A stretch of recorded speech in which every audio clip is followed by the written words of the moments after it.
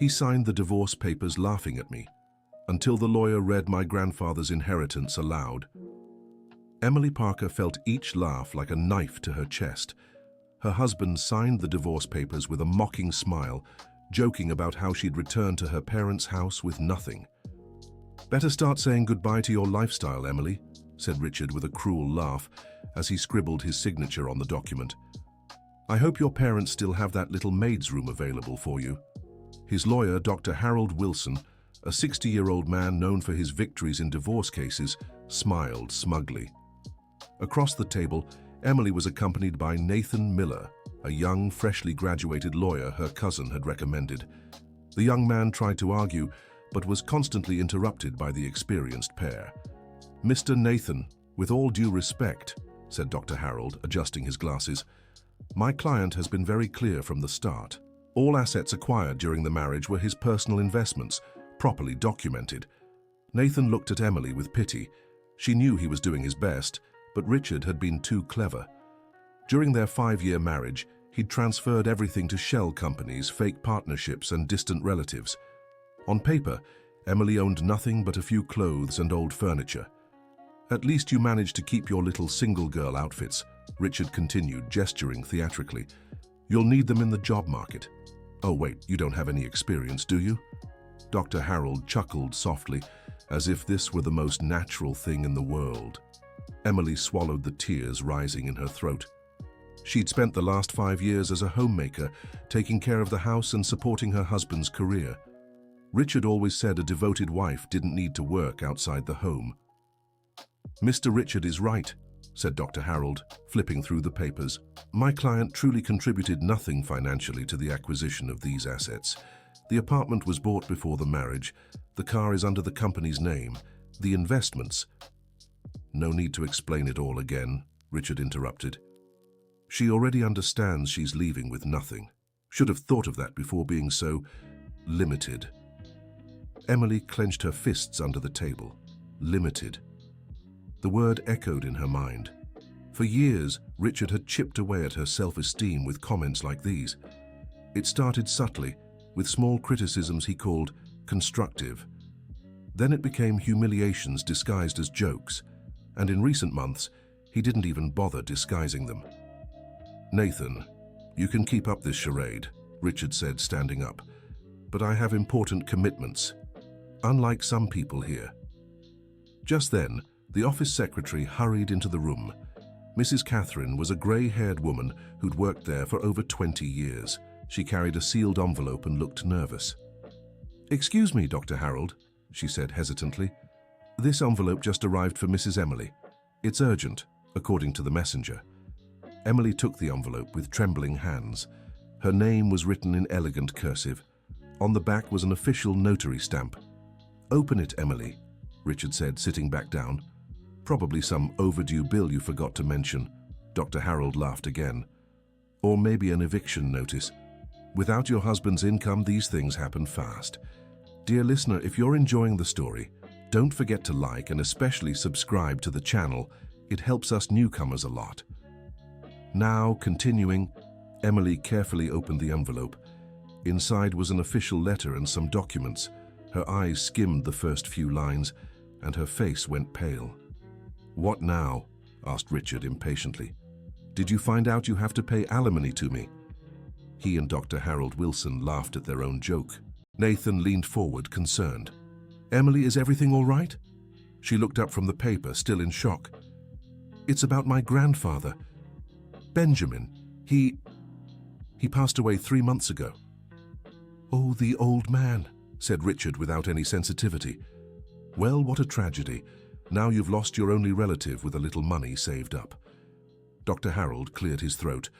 "I'm sorry for your loss, Mrs. Parker, but estate matters take time. It won't affect our meeting today." "Actually," Emily said, her voice trembling, "it says here there's an urgent summons. For today, about his inheritance." Richard laughed even louder. "Inheritance? From your Benjamin?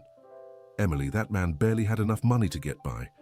He lived in that modest little house, took the bus, ate at the same diner for 20 years. What kind of inheritance is this?" "Richard," Don't talk about my grandfather like that, Emily said, trying to keep her composure. Oh, I'm sorry, he replied sarcastically. I forgot you simple folks cling to crumbs. He probably left you the little house and some old furniture. Congratulations, now you have a place to live. Dr. Harold checked his watch. Well, if it's about the estate, I suggest you handle it later. We have other commitments. No, Nathan said firmly for the first time in the meeting. If there are inheritance matters involving my client, I'd prefer they be clarified now. It could affect the division of assets. What division? Richard laughed. I already explained there are no assets to divide, and even if there were some ridiculous inheritance, it would be hers alone. Just then, someone knocked on the door. Mrs. Catherine entered again, accompanied by a distinguished man in his 50s carrying a brown leather briefcase. Dr. Harold, this is Dr. Robert Anderson, the notary responsible for Mr. Benjamin Harrison's estate. Dr. Robert greeted everyone solemnly. He had a dignified presence, neatly styled grey hair and an impeccable suit. Emily had never seen this man before. Mrs. Emily Parker, he asked. Yes, that's me. My condolences for the loss of your grandfather. Benjamin was a very special man. Thank you, Emily replied, surprised. I'm sorry, but I don't recall seeing you at the funeral. I couldn't attend. Unfortunately, I was traveling. But your grandfather and I had a very close professional relationship for over 30 years. Richard huffed impatiently. Look, Dr. Robert, we don't mean to be disrespectful, but we're handling important matters here. If it's about the old man's inheritance, it can wait. Dr. Robert looked at Richard with an unreadable expression. Actually, Mr. Richard Thompson, her husband. Well, ex-husband in a few minutes. I see. Mr. Thompson, the truth is, this summons cannot be postponed. There are specific legal matters that must be resolved today, Dr. Harold interjected. Dr. Robert, I'm Mr. Thompson's attorney. If you don't mind, we'd like to finalize the divorce first. Estate matters can wait. I'm afraid that's not possible, Dr. Robert said, opening his briefcase. Mr. Harrison's will contains specific clauses that depend on Mrs. Parker's marital status at the time of reading. A tense silence filled the room. Emily felt her heart race. Dr. Harold and Richard exchanged worried glances. What kind of clauses? Nathan asked. Dr. Robert pulled out several documents from his briefcase. I'd prefer to read them in the correct order, but I can say your grandfather, Mrs. Parker, left very specific instructions about your marital situation. Richard laughed nervously. What instructions? The old man barely knew what was happening in recent years. He was confused. On the contrary, Dr. Robert said seriously. Benjamin Harrison was an extremely lucid man and observant, very observant. Emily felt a shiver run down her spine.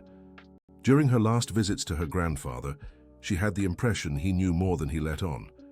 He always asked subtle questions about her married life, observed how Richard treated her.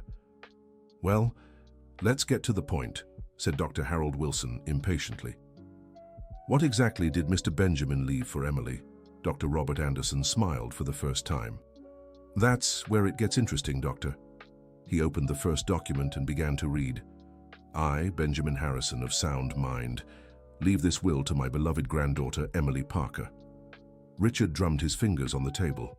Emily held her breath.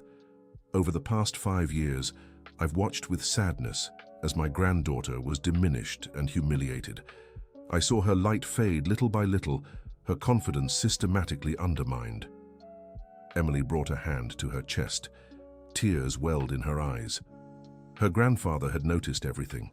That is why I've taken measures to ensure she has all the necessary means to rebuild her life with dignity. Dr. Harold cleared his throat. Very touching, but let's get to the practical details, Dr. Robert. Certainly, said the notary. To my granddaughter Emily Parker I bequeath, he paused dramatically, the sum of $2,500,000 in a checking account. The silence that followed was deafening. Emily felt as if the ground had disappeared beneath her feet. Richard's jaw dropped. Dr. Harold let his pen slip. What was that? Richard stammered. $2,500,000, repeated Dr. Robert calmly. Plus the properties. What properties? Asked Dr. Harold, regaining his composure. A commercial building downtown, valued at $1,800,000. A country house in Mountain View, valued at $700,000. And a few more surprises we'll get to later. Emily couldn't speak. She'd always known her grandfather had some savings, but she'd never imagined anything remotely close to those figures.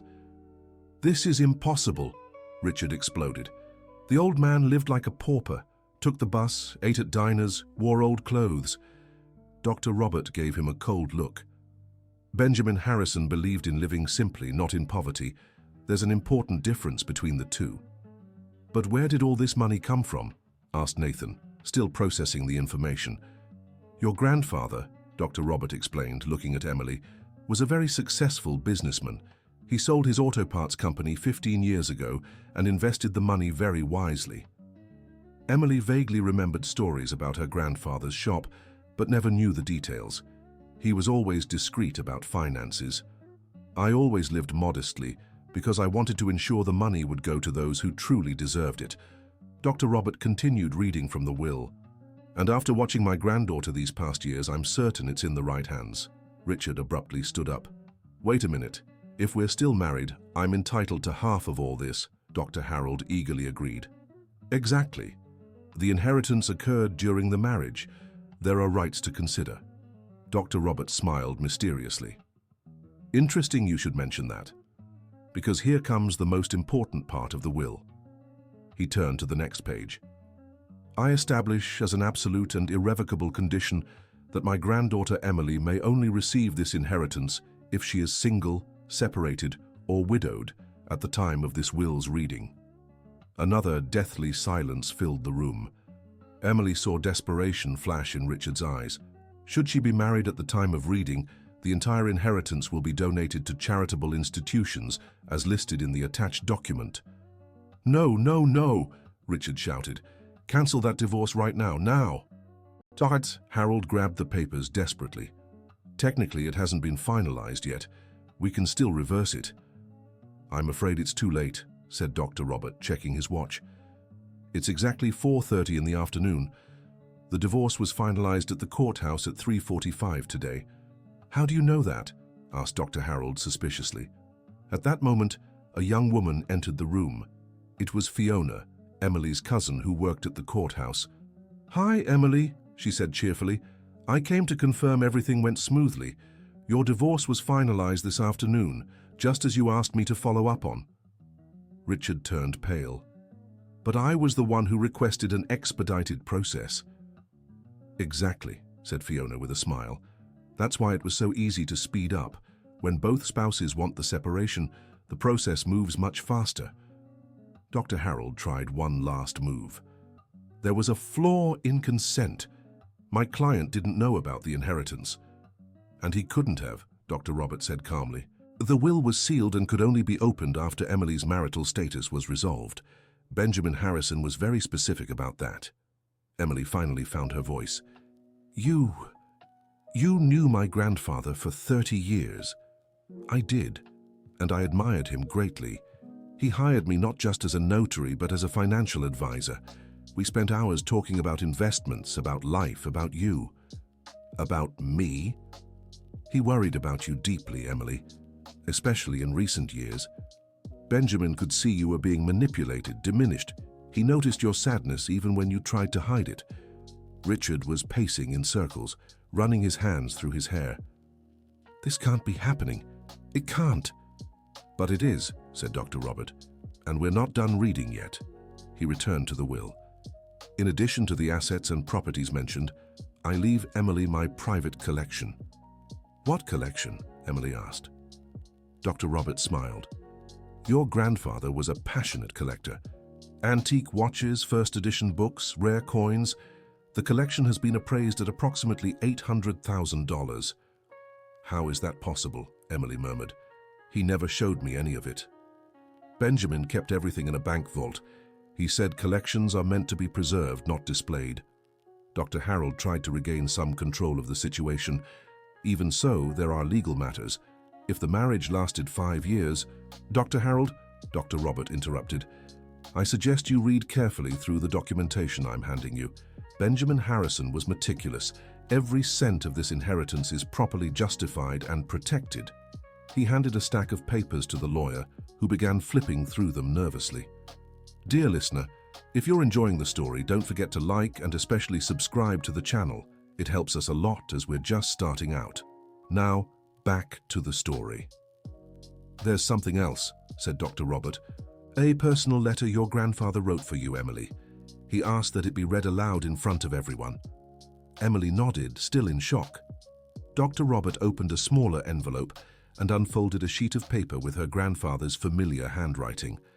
My dearest granddaughter Emily, if this letter is being read, it means you've finally broken free.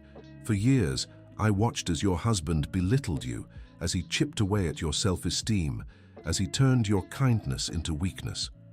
Emily began to cry. Her grandfather's words echoed truths she had always known, but never dared to admit. I knew about the betrayals, Emily. I knew he was hiding money. I knew he was setting you up for a divorce where you'd walk away with nothing. That's why I took precautions.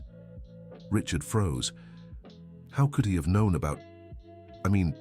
known anything? Dr. Robert continued reading. I hired a private investigator 2 years ago. I have documented all the assets your husband hid, all the secret accounts, all the shell companies. Dr. Harold dropped the papers. This is spying.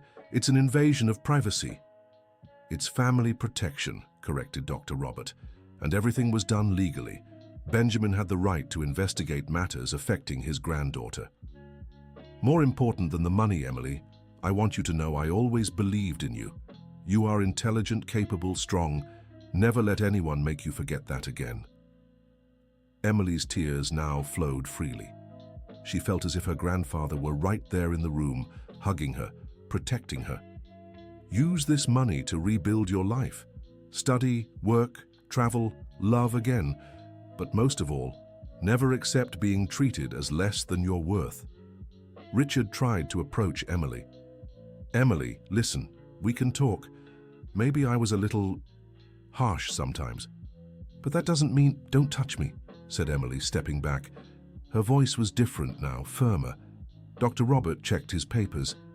There are still some practical matters to resolve. Mr. Richard, I believe we have a few things to discuss. What things?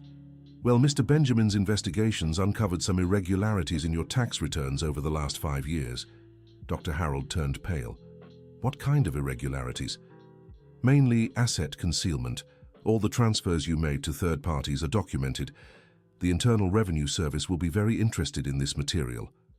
Richard began to sweat. You can't do this. It's blackmail. It's not blackmail, said Dr. Robert calmly. It's upholding the law. Benjamin Harrison was a citizen who fulfilled his duties. He expected others to do the same. Emily watched the scene as if it were a movie. The man who had humiliated her for years was now desperate, begging for mercy. Emily, Richard pleaded, you know me. You know my heart. I always loved you. Sometimes I got stressed with work and took it out on you, but Richard, Emily interrupted, you spent 5 years convincing me I was worthless. You won't change my mind in 5 minutes. Nathan smiled proudly at his client. Dr. Robert continued organizing the papers. There's one last surprise, said the notary. Benjamin Harrison also made some specific acquisitions in recent months. What acquisitions? Asked Emily. He bought the debts Mr. Richard owed to the bank. Everyone turned to Richard, who turned white as a sheet. What debts? Asked Dr. Harold. Well, said Dr. Robert, checking a file, they appear to be payroll loans, vehicle financing, and some other outstanding balances, totaling approximately $300,000. What does that mean? Nathan began. That Emily is now the creditor of these debts, Dr. Robert finished. Technically, Richard owes her $300,000. Richard slumped into his chair. This is revenge, persecution. It's justice, Emily said, her voice steady for the first time. Dr. Robert smiled. Your grandfather left a note about this. I want Emily to understand she was never the dependent one in this relationship. She was the one emotionally supporting a weak and cowardly man. The silence in the room was thick with tension. Emily felt as if she were waking from a 5-year nightmare. "So," said Dr. Harold, trying to salvage some dignity, "what are the next steps?" "Simple," replied Dr. Robert. "Emily signs the inheritance paperwork. Mr. Richard settles his issues with the IRS, and everyone moves on with their lives."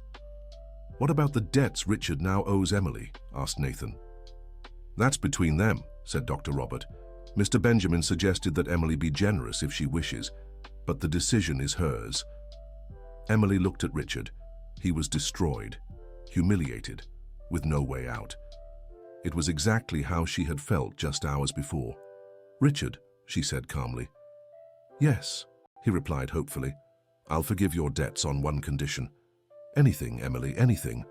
That you seek help, therapy, to understand why you take pleasure in humiliating people who love you." Richard lowered his head. For a moment, Emily saw not the cruel man who had tormented her, but a broken, lost person. "And I want you to understand," she continued, "that I'm not doing this out of kindness.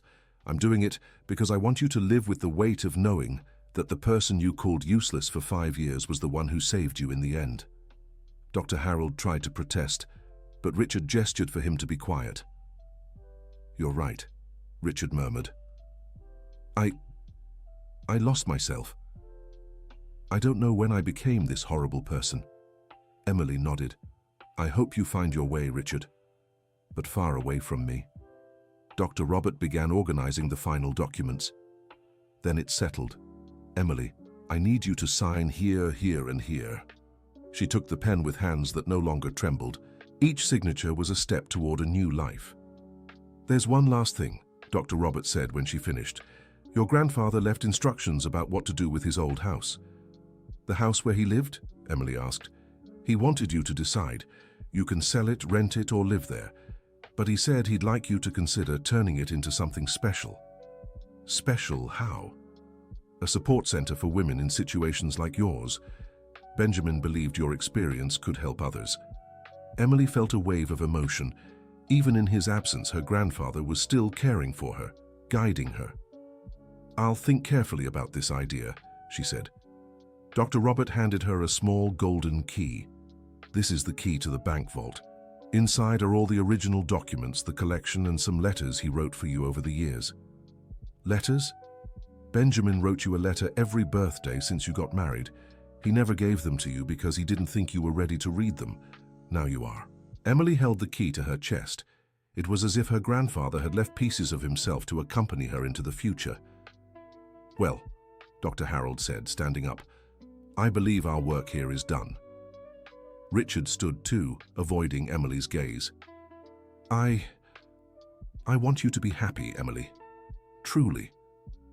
She looked at him for a long moment. "I know, Richard. And for the first time in years, I believe I will be." After everyone left, Emily remained alone in the room with Nathan and Dr. Robert. "I can't believe this really happened," she said. "Believe it," Dr. Robert smiled. "Your grandfather planned everything down to the smallest detail. He once told me, 'Robert, my granddaughter is like a butterfly who forgot she can fly. One day she'll remember.'" Nathan gathered his papers. "Emily, we need to talk about the next practical steps. There's a lot to do." "I know," she replied. "But first, I want to visit my grandfather's grave. I have so much to thank him for." Dr. Robert smiled. "He'd be so proud to see the strong woman you've become today." "I didn't become today," Emily said. "Today I just remembered who I've always been." Dear listener, if you're enjoying the story, don't forget to like and especially subscribe to the channel. It helps us a lot as we're just starting out. Now continuing. 2 weeks later, Emily was at the bank, opening her grandfather's vault for the first time. Dr. Robert accompanied her, along with Nathan, who had now become not just her lawyer but a close friend. The vault was larger than she'd expected. Inside, she found meticulously organized boxes, each labeled in her grandfather's careful handwriting. "Watches. Collection started in 1987, she read on the first box. When she opened it, she found 12 antique watches, each with a small card explaining its origin and historical value. There was a 1952 Momentum, a 1965 Pinnacle, and others she didn't even recognize, but that were clearly very valuable. Rare Coins, for the Collector of the Future, was written on the second box. Emily smiled. Her grandfather always joked that she had a collector's eye because she liked to keep small, sentimental objects. First edition books to nourish the soul, read the third label. Inside were works by Mark Twain, F. Scott Fitzgerald, and other classic American authors in original editions, some from the 19th century. "My God," murmured Emily. "He really was a serious collector." "Benjamin studied extensively before buying any piece," explained Dr. Robert. "He said it was like investing in history." The last box was different. Larger, heavier, and with a special label. "For Emily, letters from a grandfather who always believed." With trembling hands, Emily opened the box. Inside were dozens of envelopes, each with a date. The first was from 5 years ago, the date of her wedding. The last was from 3 months ago, shortly before her grandfather passed. She picked up the first envelope and opened it carefully. "My dear Emily, today you got married. I saw joy in your eyes, but I also saw something that worries me. There's a hidden sadness there and uncertainty. I hope I'm wrong, but if I'm not, I want you to know you'll always have a safe place here with me.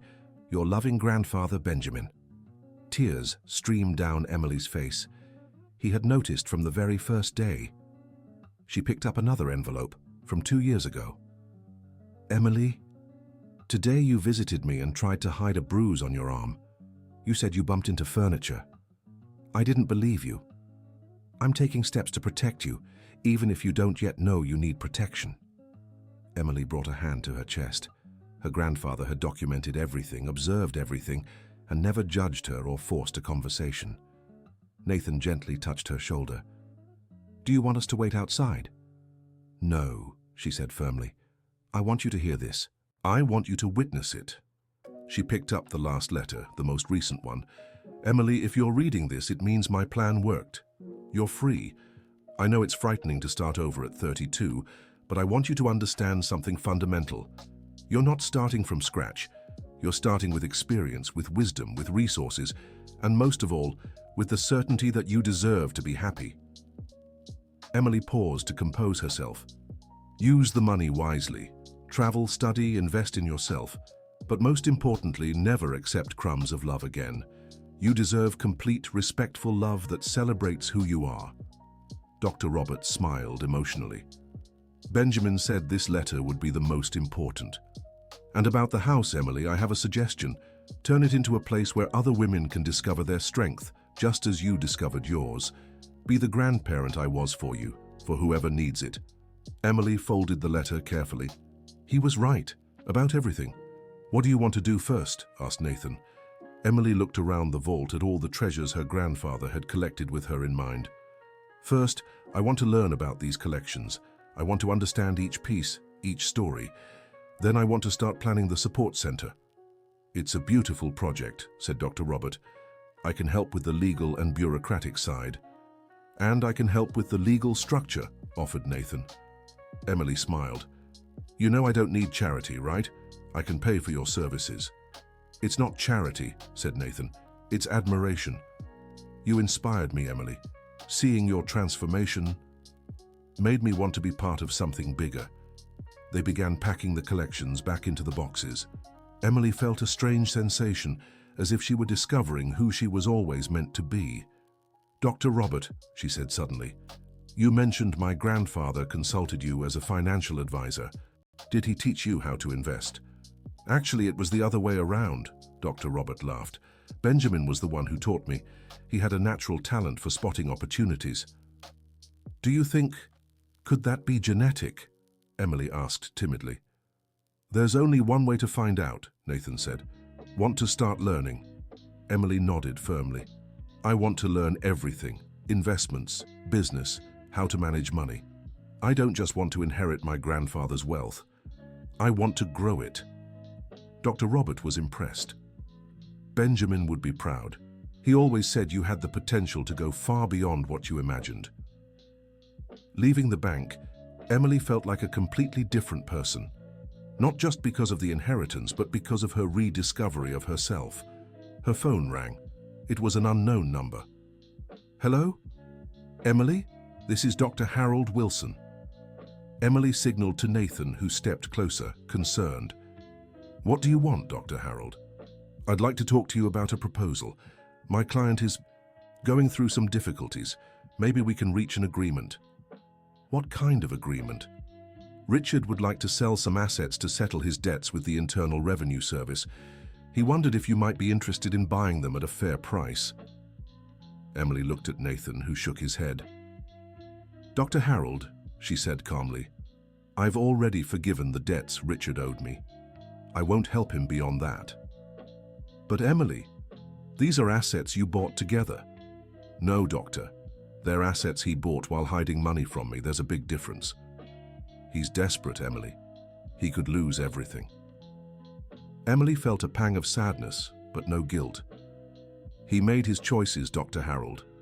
Now he has to face the consequences." "You've changed," the lawyer said with a hint of disapproval. "I haven't changed," Emily replied. "I just stopped hiding." She hung up and turned to Nathan. "Did I do the right thing?"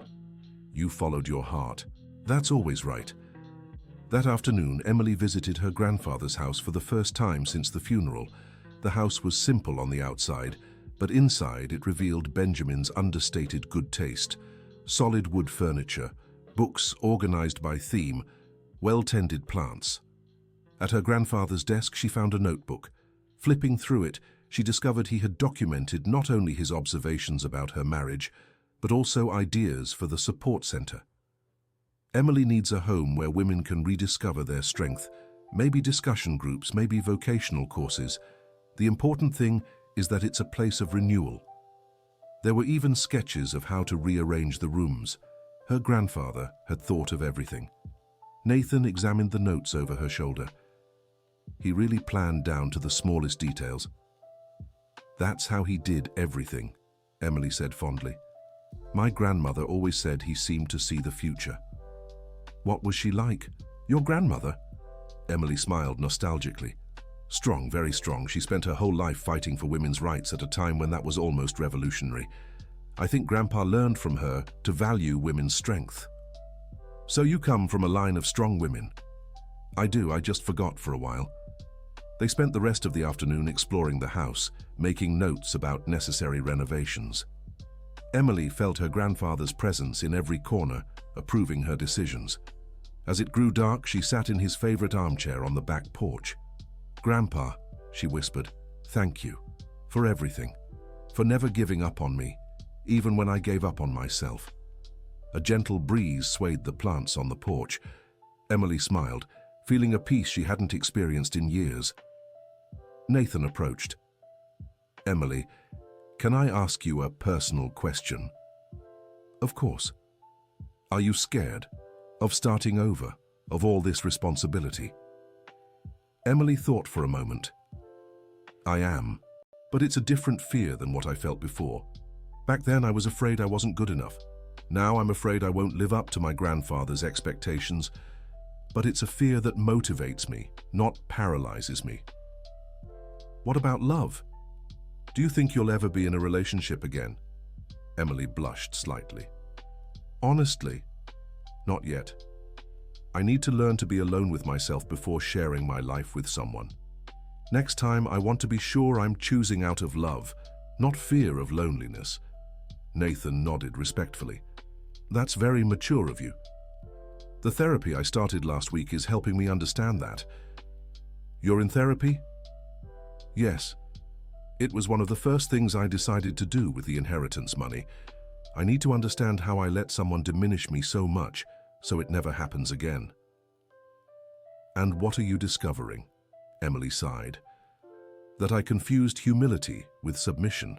I was always raised to be nice, to avoid causing trouble. That made me vulnerable to manipulative people. But now you know the difference. Now I know I can be kind without being a doormat. I can be generous without being a fool. I can love without losing myself." Emily's phone rang again. This time, it was a number she recognized, her childhood best friend Caroline. Emily, oh my God, I heard what happened. How are you? Hi, Caroline. I'm good. Really good, actually. Really? I thought you'd be devastated after the divorce. Emily laughed. Quite the opposite. It was the best thing that's happened to me in years. Wow, that's great. I always thought Richard was kind of, you know. Why didn't you ever say anything? You seemed happy, at least in your Facebook photos. Emily reflected on that. How many people around her had noticed something was wrong but stayed quiet out of politeness? Caroline, can I ask you something? If you had a friend in a toxic relationship, would you say anything? Today I would. I've learned that sometimes the truth hurts less than silence. Good answer. Want to meet up and talk properly? I have so much to tell you. Of course, how about tomorrow? After setting the date, Emily grew thoughtful. Nathan, do you think the support center project should include guidance for friends and family, so they know how to help someone experiencing psychological abuse? That's an excellent idea. Often people want to help, but don't know how. Emily began jotting notes in her grandfather's notebook. We could have workshops, study groups, even educational pamphlets. You're really excited about this project, aren't you? I am. It's like I've finally found my purpose. That night, Emily slept in her grandfather's house for the first time. She'd brought a few things from the apartment she'd shared with Richard, not much, as she'd realized almost nothing there truly represented who she was. In what would be her room, she found another surprise. In a dresser drawer there was a small jewelry box with a note, for Emily to wear when she's ready to shine again. Inside was her grandmother's pearl necklace, along with a graduation ring her grandfather had never worn. The ring had a subtle yet elegant stone, and inside was engraved, "Strength and Wisdom, Benjamin Harrison, 1965. Emily put on the necklace and the ring. They fit perfectly, as if made for her. Looking in the mirror, she saw, for the first time in years, a woman she recognized. A strong, determined woman ready to take on the world. The next day, Emily had a meeting with an architect to discuss renovations for the house. Dr. Robert had recommended a professional known for transforming residential spaces into community environments. The architect, Charles Mitchell, was a 50-year-old man with experience in social projects. The idea is to keep the welcoming atmosphere of the house, Emily explained, but adapt it to host groups of people. I completely understand, said Charles, examining the space. We can turn the main room into a small auditorium, create a few smaller rooms for individual sessions, and keep the kitchen so you can offer coffee, make it a more informal setting. Exactly, Emily brightened. I want people to feel at home, not like they're in an institution. Your grandfather had excellent taste, Charles observed. These solid wood furnishings can be repurposed. They'll add a special charm to the project. Emily smiled. He'd be happy to know his things will keep helping people. Charles took some measurements and notes. How much time do you have for the renovations? I'm in no rush. I'd rather it be done carefully and with care. This place is very special. I can have an estimate ready in a week. And Emily, may I say it's inspiring to see someone using an inheritance to help others? My grandfather always said money is only worth something if it makes a difference in someone's life. After Charles left, Emily sat on the porch to gather her thoughts. Her to-do list kept growing. Finalize the house project, study investments, start legally structuring the support center, learn about the collections she'd inherited. Her phone rang. It was Nathan. Emily, I have some interesting news. Remember when we talked about you learning investments? Yes. Dr. Robert gave me the contact of a financial consultant who worked with your grandfather. She's willing to teach you everything he knew. Really?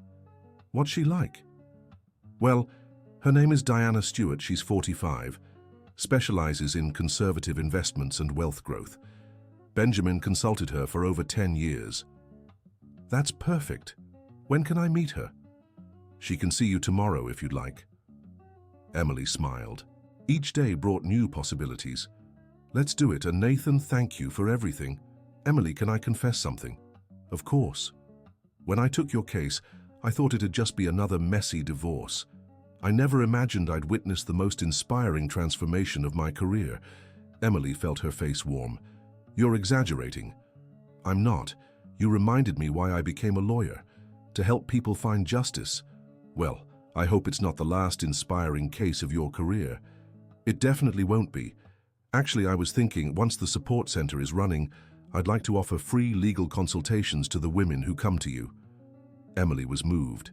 Nathan, that would be amazing. But are you sure? I don't want you to commit out of gratitude.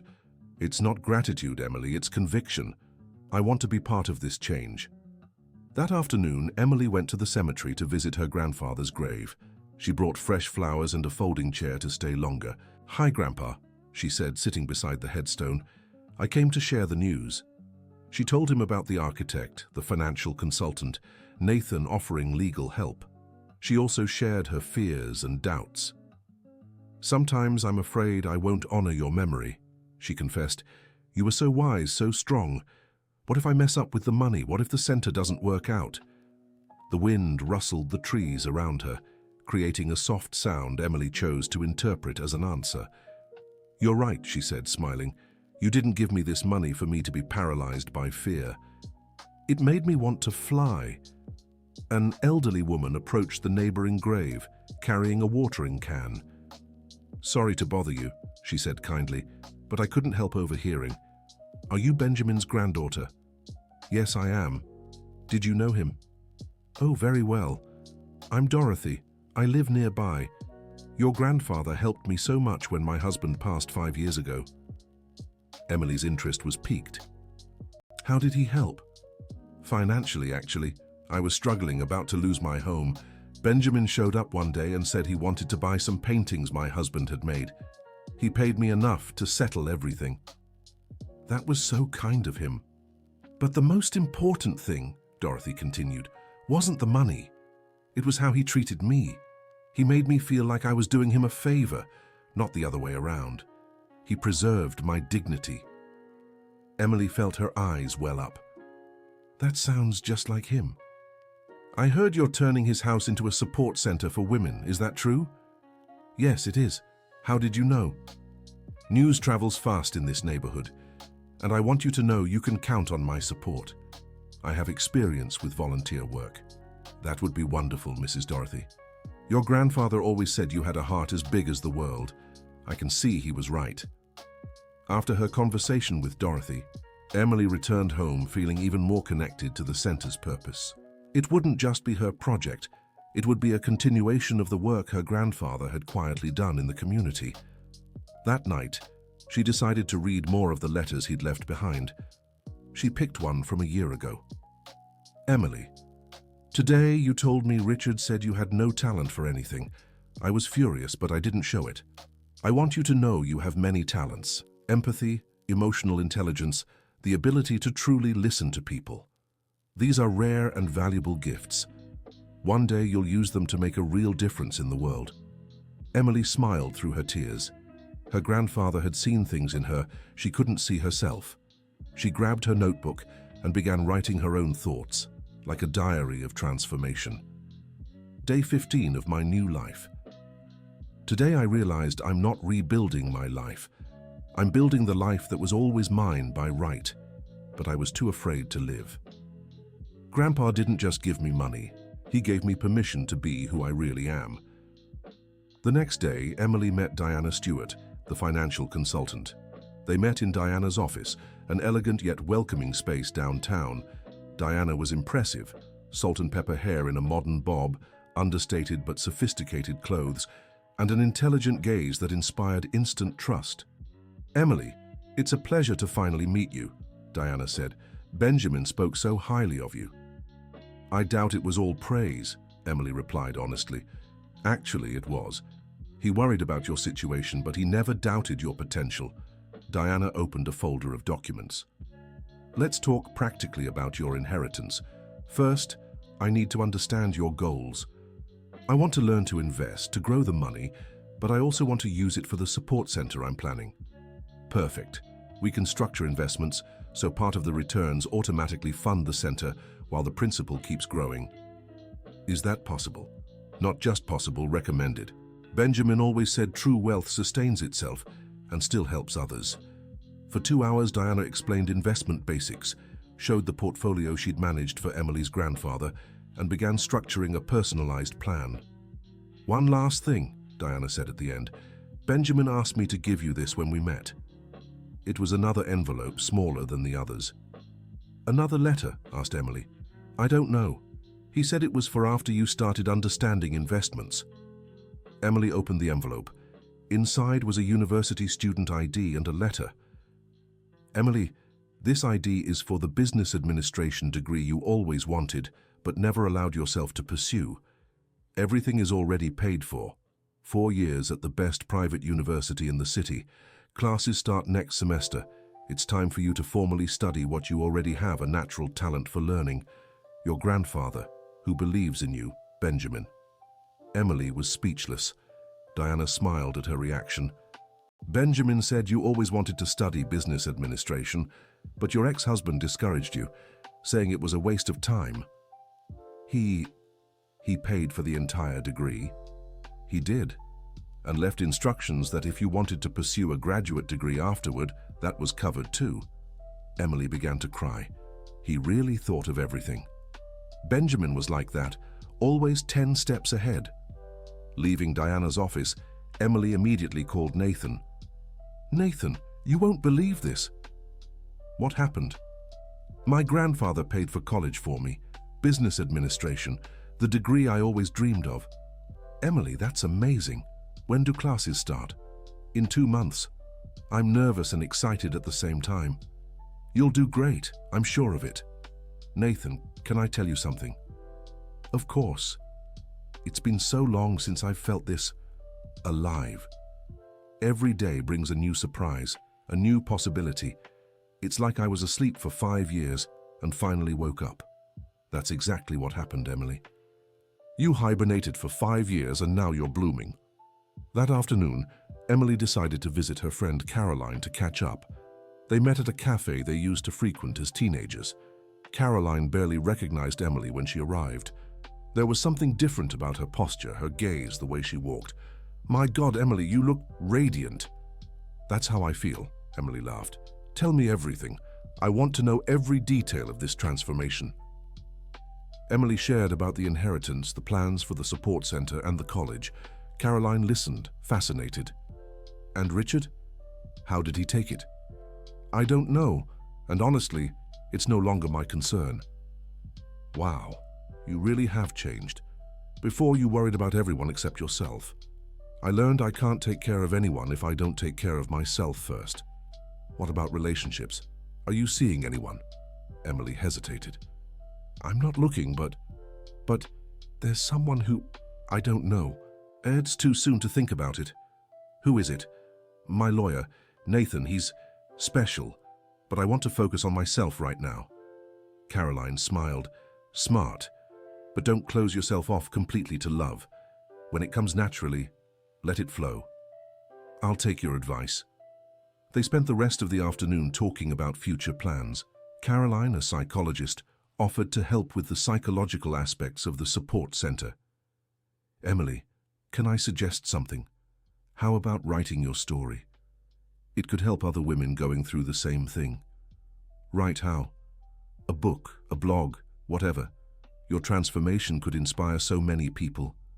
Emily considered the idea. "That's interesting. I'll think about it."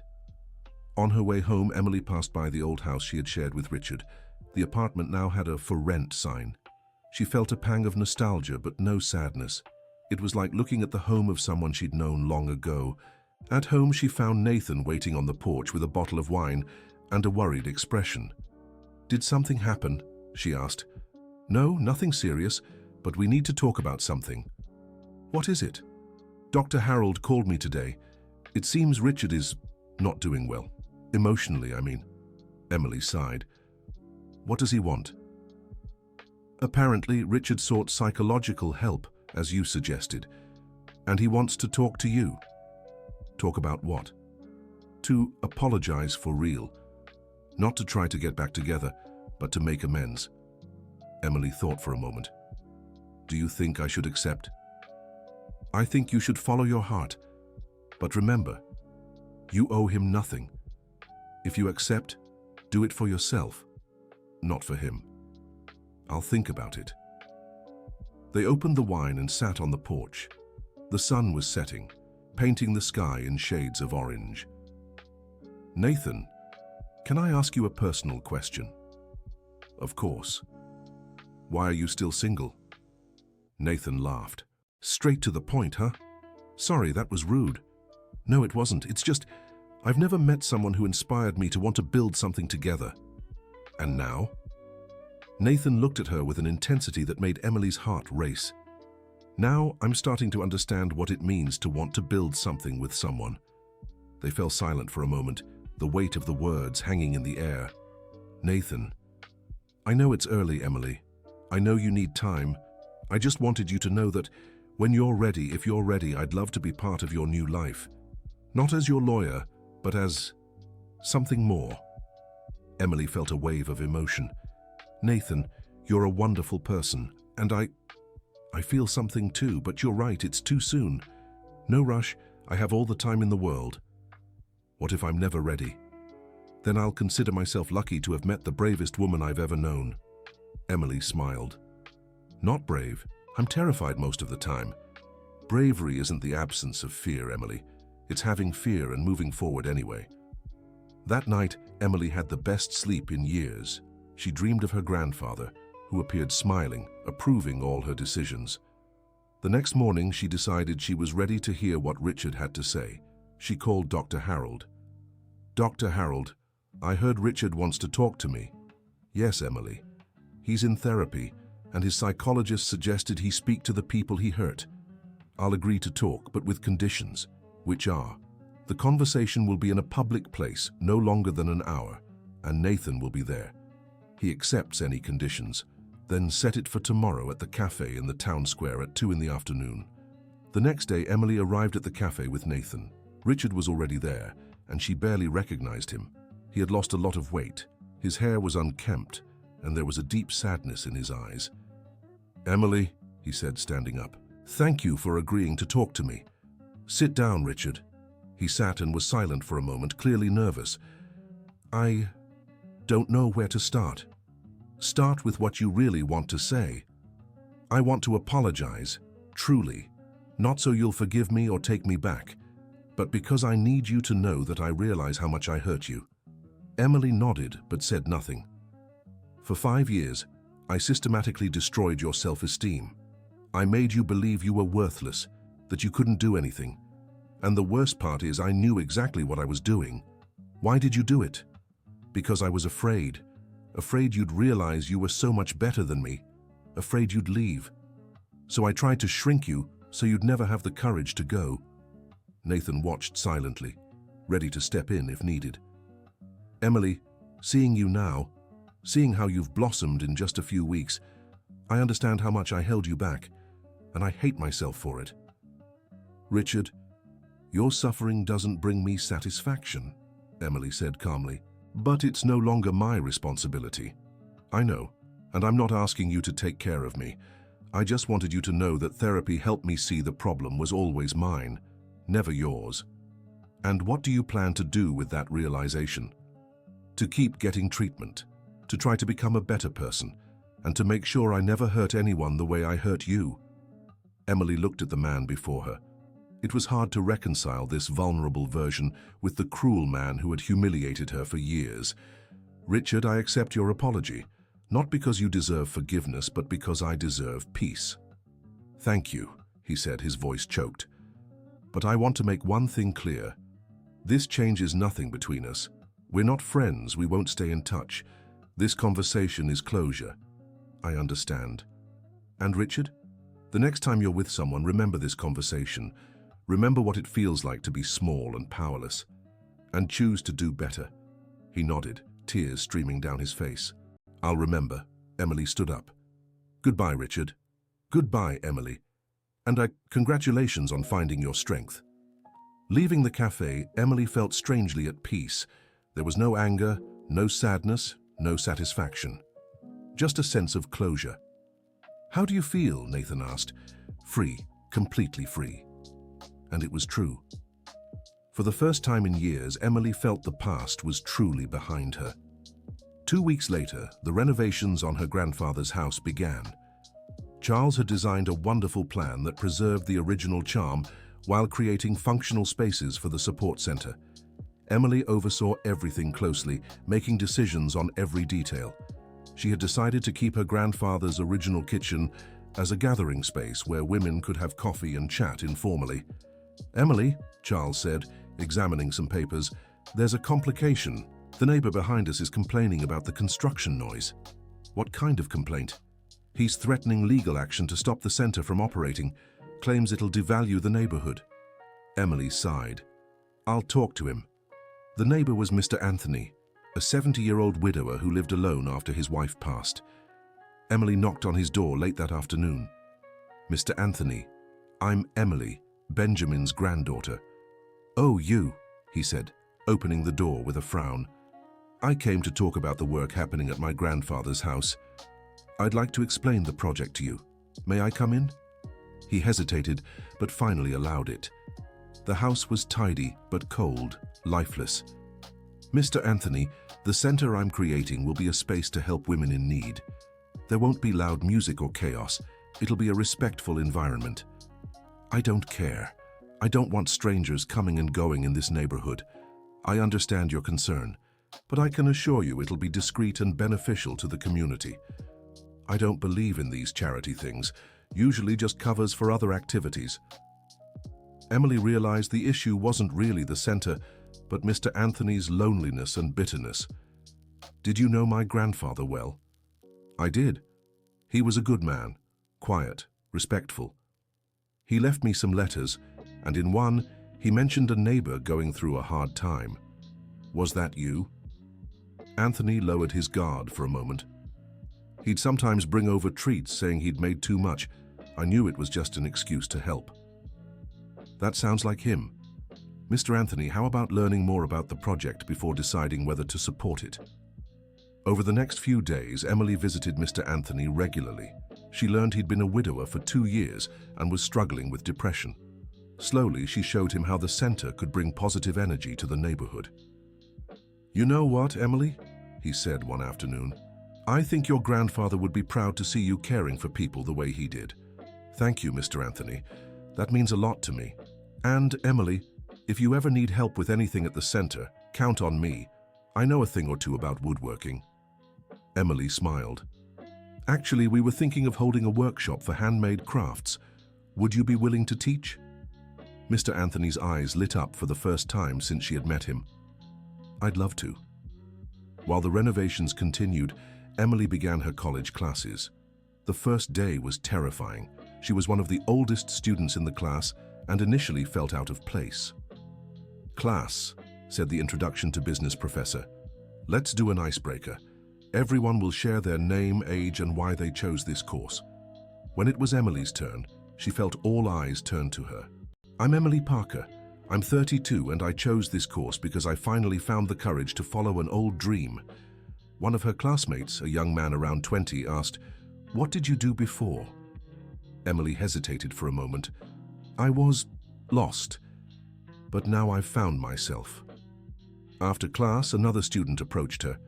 It was Amanda Peterson, a 45-year-old woman who had returned to school after her divorce.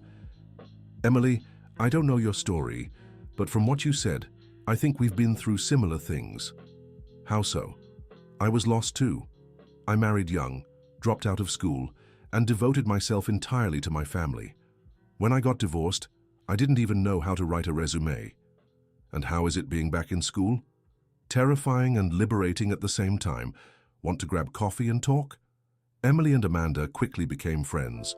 Over coffee, Emily shared her story, and Amanda deeply related. "Emily, have you ever thought about giving talks about your experience?" "What do you mean?" "Your story of overcoming could inspire so many women, and you have a very natural way of speaking." "I don't know, I've never seen myself as a speaker." "Think about the center you're creating.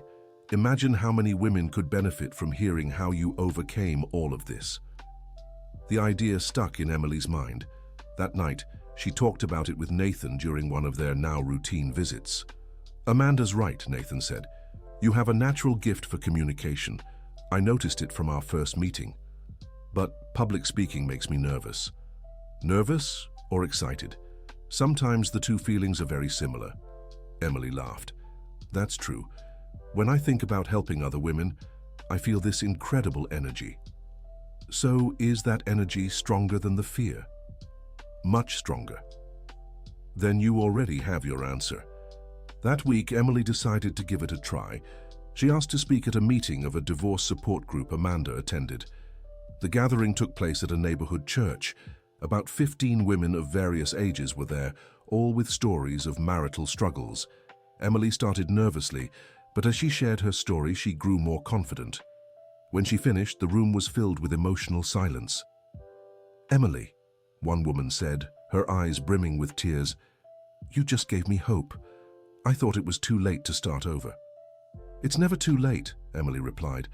"My grandfather always said life begins when we stop being afraid to live." Other women began sharing their own stories. Emily realized her words were making a real difference in their lives. After the meeting, the group coordinator approached her. "Emily, you have a natural talent for this. Have you ever considered doing it professionally?" "Professionally, how?" "Motivational speaking, coaching for women, consulting on new beginnings. There's a growing market for it." Emily was intrigued. "I've never thought of it as a career." "Think about it. With your story, the education you're pursuing, and the center you're building, you could help so many people." On her way home, Emily called Nathan to tell him about the experience. "How was it?" he asked. "Amazing. Nathan, I felt like I was doing exactly what I was born to do. What a wonderful feeling, isn't it?" "It is. And you know what's most amazing? For the first time in my life, I didn't care what people thought of me. I just wanted to help." That's the real Emily, the one who doesn't hide behind her fears. "Nathan, can I tell you something?" "Always." "I think I'm falling in love, not with a person, but with life. With everything I can do, with the people I can help, with who I can become." That's the most beautiful kind of love there is, Emily. And maybe I'm also falling for a person. Nathan was silent for a moment. "Emily, I know you said you had all the time in the world. Do you still?" "I have an eternity, if that's what it takes." "So, how about dinner? A real date, not just talking about work." "I'd love that." "When? Tomorrow?" "Perfect." The next day, Emily spent hours getting ready for the date. For the first time in years, she was dressing up because she wanted to, not because someone expected it of her. She chose a simple but elegant dress, put on her grandmother's pearl necklace, and looked at herself in the mirror. The woman she saw reflected back was someone she recognized and liked. Nathan picked her up at 7 sharp. When she opened the door, he was clearly impressed. "You look beautiful, Emily." "Thank you, you look very handsome too." They went to a small, cozy restaurant downtown. Over dinner, they talked about everything: dreams, fears, plans for the future. "Emily," Nathan said over dessert, "can I ask you a personal question?" "Of course." "How do you know you're ready for a new relationship?" Emily thought carefully before answering. "I think the difference is that now I want to share my happiness, not look for happiness in someone else." "Explain that." "Before, I needed constant approval, someone to make me feel valuable. Now, I know I'm valuable. So I can be with someone because I want to, not because I need to." "And how do you know I'm the right person?" Emily smiled. "Because you saw me at my worst and didn't try to save me. You gave me the tools to save myself. That's the smartest thing you could have said." "Why?" "Because it means you understand the difference between love and dependence." After dinner, they walked through the town square. The night was mild, with a gentle breeze rustling the trees. "Nathan," Emily said, stopping. "Yes? I want to kiss you." He grinned. "I've been waiting for you to give me permission for weeks." The kiss was soft, respectful, full of promises for the future. Emily felt like she was kissing for the first time in her life, because it was the first time she kissed someone while feeling whole. In the weeks that followed, Emily and Nathan's relationship grew naturally. They kept their independence but shared dreams and plans. Meanwhile, the center's construction was nearly complete.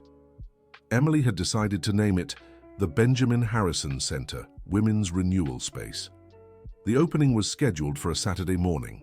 Emily had invited everyone who had helped her on this journey: Dr. Robert, Diana, Charles, Mrs. Dorothy, Mr. Anthony, Amanda, and many women from the support groups she'd met. The Friday before the opening, Emily got an unexpected call. It was Fiona, her cousin from the records office. "Emily, there's someone here who wants to talk to you. Says it's about the center." "Who is it?" "A journalist. She heard about the project and wants to write a piece for the local paper." Emily felt nervous. "An article about me?" "About the center. About your story. She says it could help many women learn about the project." "I don't know, Fiona. I'm afraid of the exposure."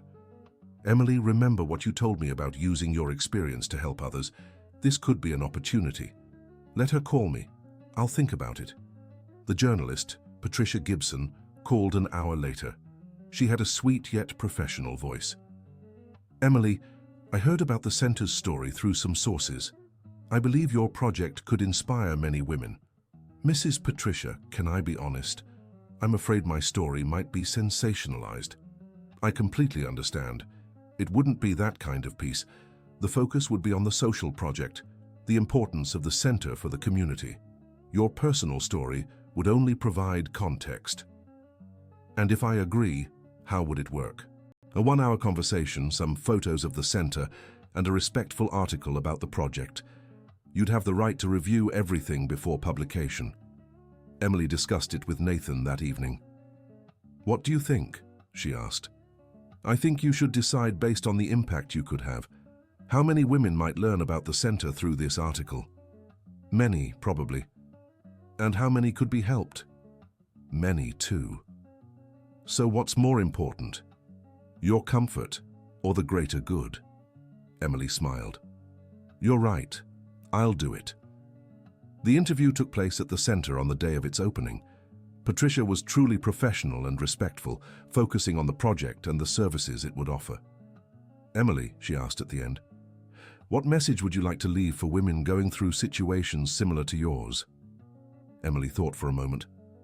"I'd like to say it's never too late to start over. No matter how many years you've lost, how much humiliation you've endured, or how much self-esteem you've lost, there's always time to discover who you really are and live the life you deserve." The center's opening was emotional. Over 100 people attended, including many women who had learned about the project through support groups. Emily gave a simple but touching speech. "This center isn't just my project. It was my grandfather's dream. He believed everyone deserves a second chance. Here you'll find psychological support, legal guidance, vocational training, and most importantly, a safe space to rediscover your strength." Dr. Robert Anderson performed the ribbon-cutting ceremony, honoring Benjamin's memory. When the doors opened, Emily felt her grandfather there, proud and smiling. In its first month, the center helped 42 women. Emily had hired a psychologist, Dr. Caroline, her childhood friend. Nathan provided legal consultations twice a week, and several volunteers assisted with different activities. Among the attendees was Mrs. Marcia, a 60-year-old woman who had been abandoned by her husband after 40 years of marriage. "Emily," she said during one of the discussion groups, "I thought my life was over, but here I've discovered I can still do so much." "Like what, Mrs. Marcia?" "I'm learning computers, and I'm going to start selling homemade sweets online. At 60, I'll have my first business." Stories like Mrs. Marcia's motivated Emily every day. The center was truly making a difference in people's lives. 3 months after the opening, Emily received an unexpected call from a university in New York City. "Mrs. Emily Parker, this is the coordinator of the graduate program in social entrepreneurship. We learned about your project through the newspaper article and would like to invite you to give a lecture." "A lecture? About what?" "On women's entrepreneurship and social impact projects.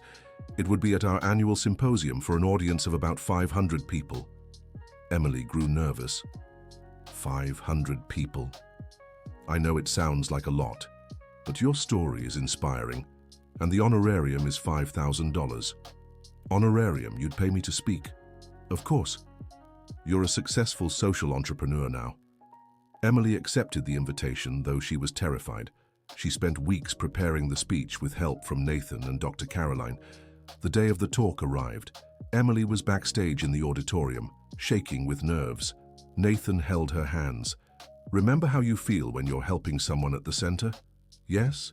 That's exactly what you'll do today, help 500 people all at once. Emily took a deep breath and stepped onto the stage. When she saw all those people, she froze for a moment. Then she remembered her grandfather's words. Emily, you have a heart as big as the world. Good afternoon, she began firmly. My name is Emily Parker, and a year ago, I was a woman who didn't believe in herself. Today, I'm here to share how I discovered that we all have the power to transform not just our own lives, but the lives of others too. The talk was a tremendous success. Emily received a 5-minute standing ovation. Many people approached her afterward to ask about the center and seek advice. A young woman around 25 waited until the end to speak with her. Emily, my name is Julia.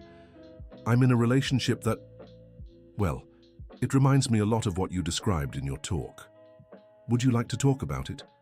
Yes, very much. Could you guide me? Emily smiled.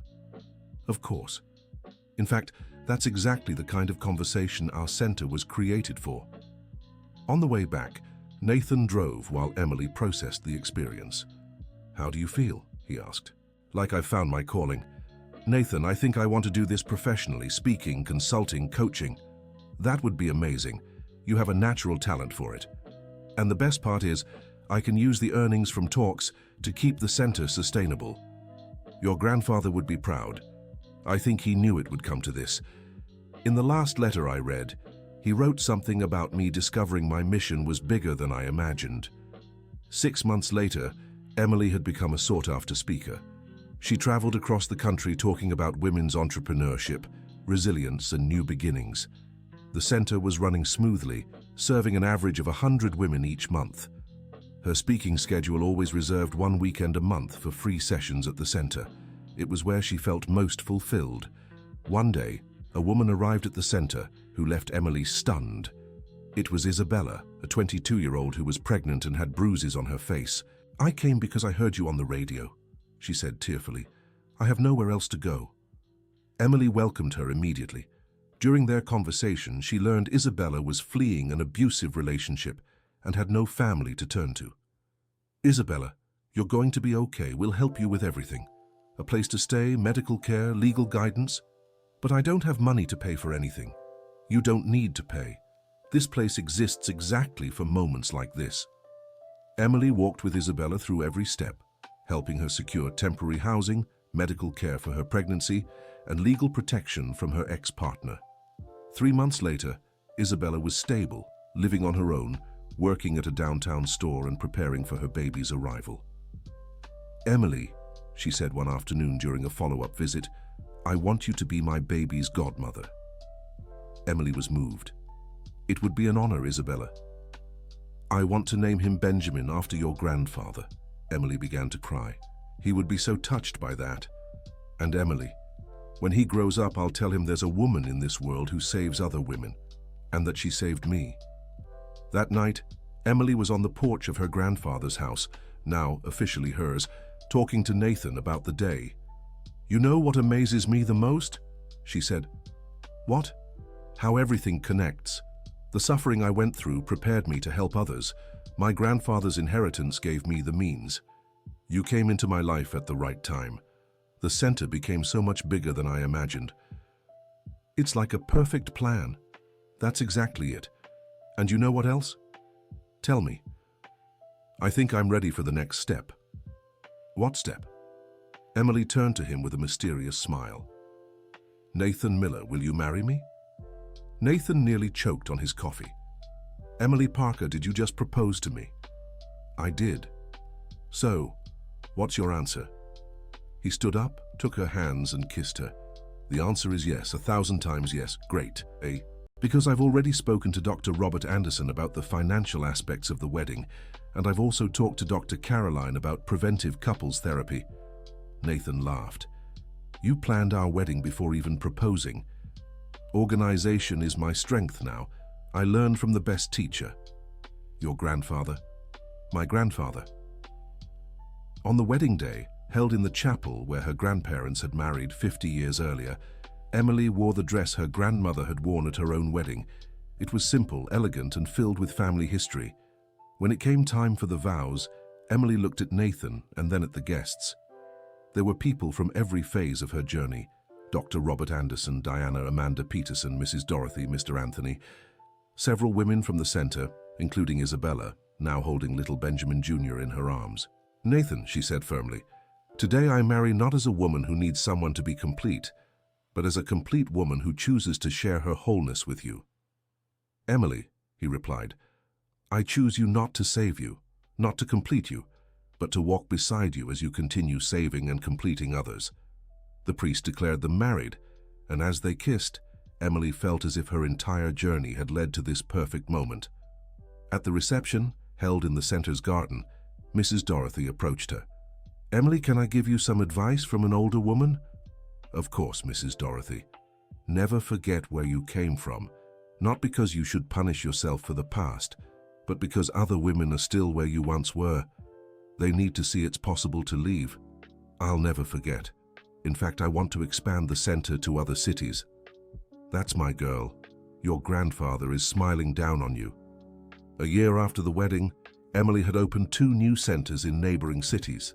Her book, The Butterfly's Flight: How I Rediscovered My Strength, had become a bestseller, and she was one of the most sought-after speakers in the country. But her greatest fulfillment was still the original center. One Friday afternoon, she was talking to a group of women when one of them asked a question that stayed with her deeply. Emily, when did you know you had truly changed? Emily thought for a moment. I think it was when I realized I no longer thought about Richard. Not with anger, not with pain, not with anything. He had simply become irrelevant to my story. How long did it take to reach that point?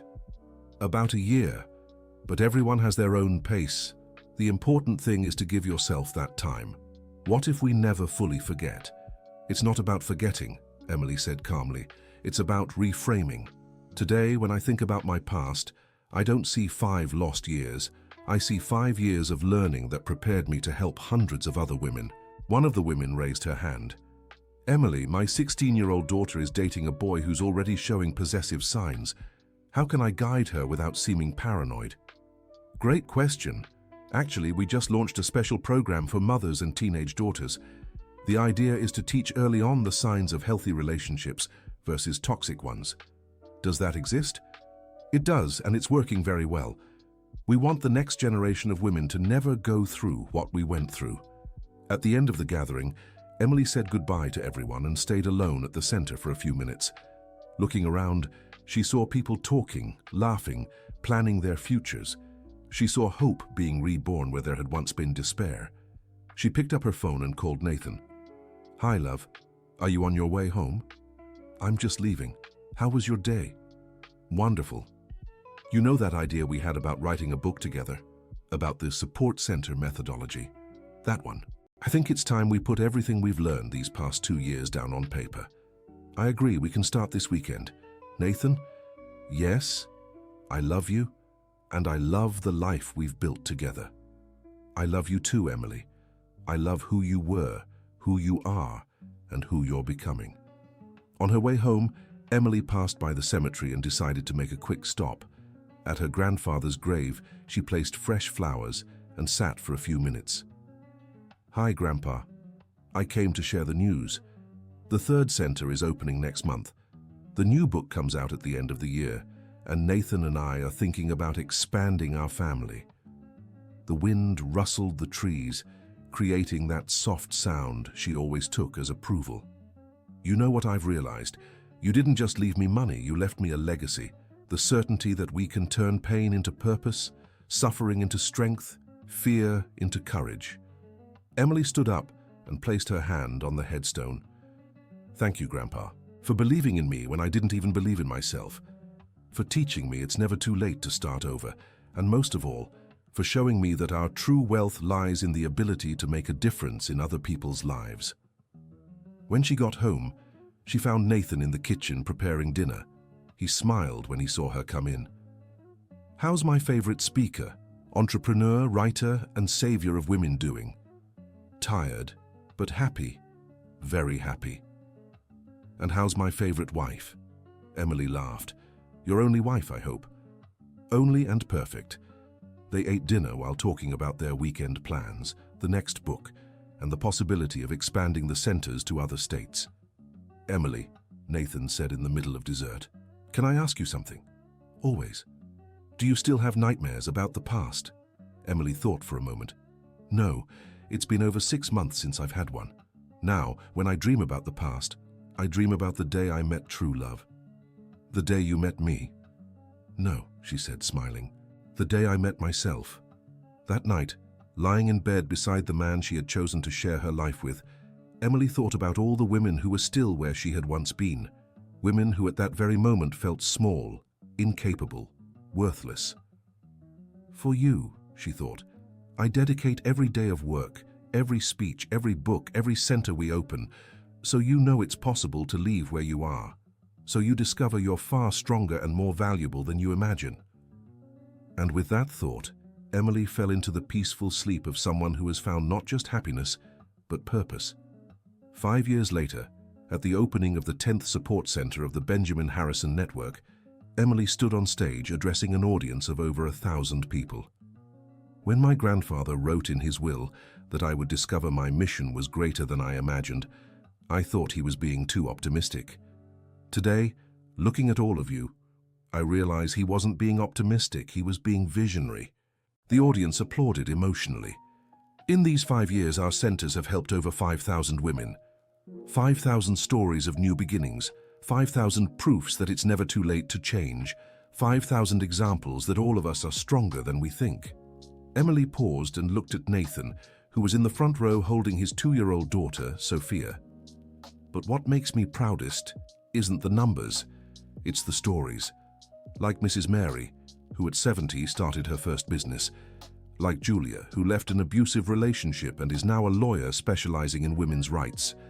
Like Isabella, who now coordinates one of our centers. Isabella stood on stage beside Emily, with little Benjamin, now 5 years old. With every woman who leaves here transformed, we honor the memory of the man who believed a lost granddaughter could find her way and light the path for others. Emily raised a photo of her grandfather. Benjamin Harrison wasn't just my grandfather.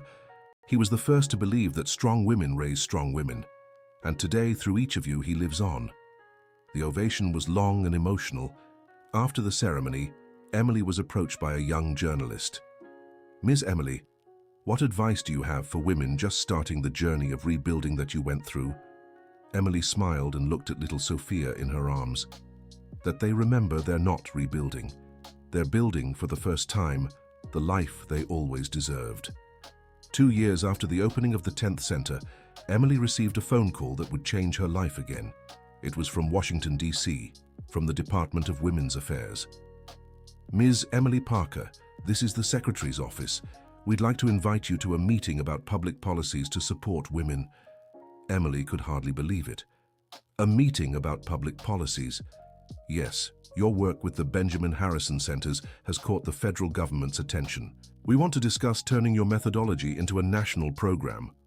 A national program? Emily sat down, needing to process the information. Exactly. Implementing centers like yours in every state capital, with public funding and your technical oversight. Emily immediately called Nathan, who was at the office.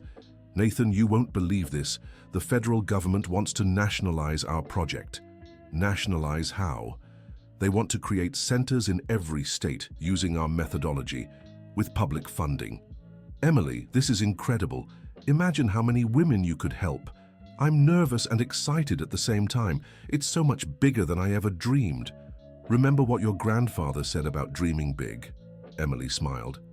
Dream so high your dreams scare even you.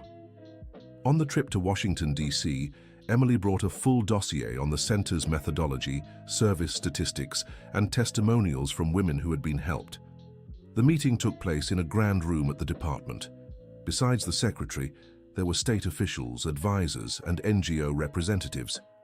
Ms. Emily, the secretary said, your numbers are impressive. 15 centers, over 8,000 women served. a recidivism rate in abusive relationships of just 3%. Thank you, Madam Secretary, but what I'm proudest of are the individual transformations. Could you give us examples? Emily opened her dossier. There's Constance, 62, who discovered she was entitled to half her late husband's pension and now supports 3 granddaughters in school. There's Fiona, who left a 15-year abusive marriage and now runs a bakery employing 6 people. The secretary nodded, impressed. And how exactly does the methodology work? It's based on 4 pillars, Emily explained. First, judgment-free psychological support. Second, practical legal guidance. Third, professional training. Fourth, post-service follow-up for at least 2 years. And what's the average cost per service? Approximately $200 a month per woman. But the social return is immeasurable. One of the secretaries leaned forward. Mrs. Emily, if we approved this program, would you agree to coordinate it nationally? Emily thought of Sophia, who was 4 years old, of Nathan, and the life they had built together. Then she thought of the thousands of women who could be helped. I would, but under conditions. What conditions? First, maintaining technical autonomy over the methodology. Second, each center must be adapted to the local reality. Third, mandatory ongoing training for all professionals involved. The secretary smiled. I accept all your conditions. When can we start? 6 months later, Emily was coordinating a project that felt surreal. 26 Benjamin Harrison centers spread across the United States, with over 200 professionals trained in her methodology. Her first supervisory trip was to Boston. The local center had been operating for 3 months and was already serving 120 women. Dr. Emily, said the local coordinator, Josephine, you saved my daughter's life. How so? She was in a terrible relationship. When I heard a center was opening here, I brought her in during the first week. Now she's studying nursing and raising my granddaughter on her own. But she's happy. Emily was moved. That's why we're here, Josephine. And do you know the most beautiful part? My daughter said she wants to work at a center like this when she graduates. She wants to help other women the way she was helped. During the visit, Emily observed the local team's work. It was heartwarming to see her methodology applied with care and skill by people she had never met in person. Dr. Emily, said one of the women, Mrs. Louise, you don't know me, but I want to thank you. Why, Mrs. Louise? My 12-year-old grandson asked me the other day why I didn't leave my bad marriage sooner. I told him in my day women had nowhere to go. He said, Grandma, now you do. Now there's Aunt Emily's center. Emily felt her eyes well up. Aunt Emily? That's what the kids in the neighborhood call you. They say you're the aunt who helps sad women become happy. On the way home, Emily reflected on how her life had transformed. From a woman who once believed herself incapable, she had become a national reference in social entrepreneurship. At home, she found Nathan playing with Sophia in the garden. The little girl ran to hug her. Mommy, Daddy said you helped lots of women in Boston. I did, sweetheart. When I grow up, can I help too? Emily looked at her daughter, thinking of the new generation she was raising. Of course you can, Sophia. But first, we'll teach you to never need help. What do you mean? By teaching you your worth, to never accept being treated poorly, to be strong and independent. Sophia nodded seriously. Like you, Mommy? Like I learned to be. That night, after Sophia fell asleep, Emily and Nathan talked on the porch about the future. Emily, I have a proposal for you, Nathan said. What kind of proposal? A second child. Emily smiled. I thought you'd never ask. I wanted to wait until you felt professionally fulfilled. Now I see you found your place in the world. What if it's a boy? We'll teach him to respect and value women like your grandfather taught you to value yourself. And if it's a girl? We'll teach her she can be anything she wants like you discovered you could.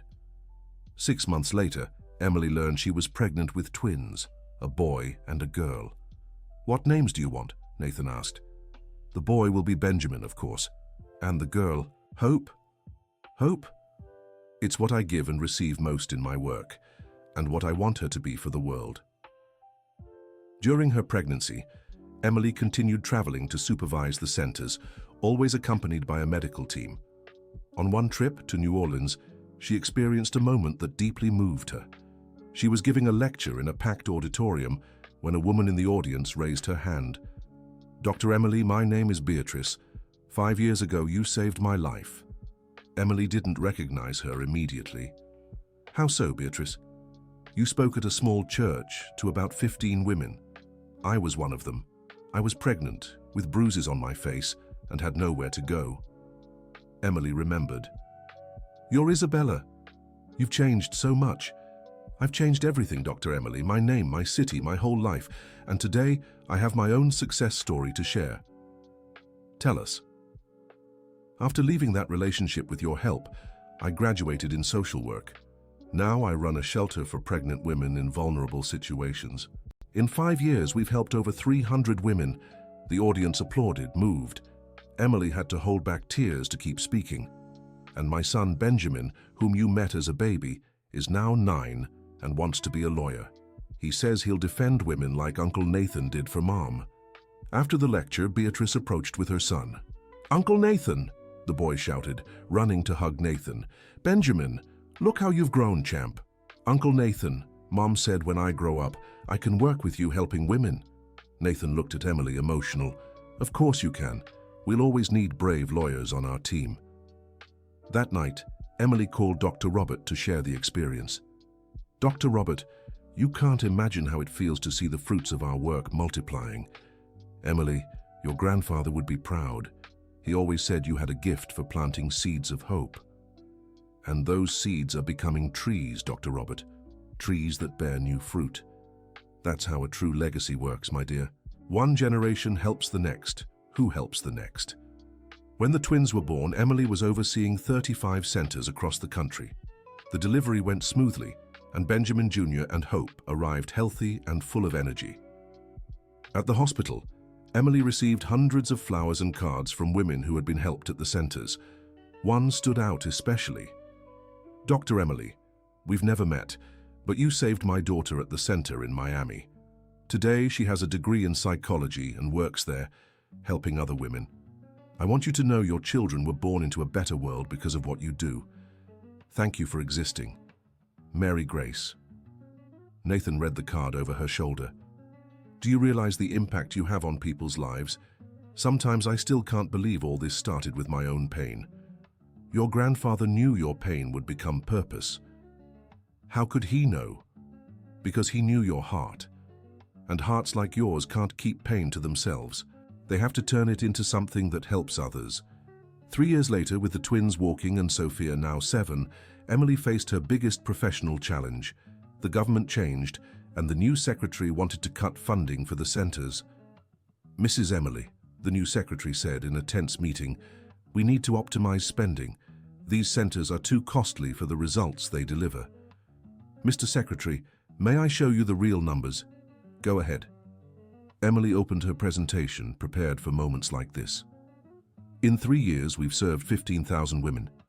12,000 left abusive relationships. 8,000 achieved financial independence. 5,000 returned to school. And only 400 went back to violent situations. And what's the cost of that? $20 million over 3 years. It seems like a lot, but let me put it into perspective. A woman in a situation of violence costs the National Health Service, on average, $5,000 per year in medical care. We've prevented that for 15,000 women. Just there, we've already saved $75 million a year for the government."